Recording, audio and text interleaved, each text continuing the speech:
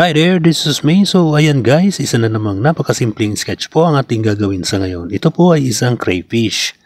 Ang crayfish Pilipinas ay isang negosyo na nakatuon sa pag-breed, pagpapalaki at pagbibenta ng mga crayfish sa Pilipinas.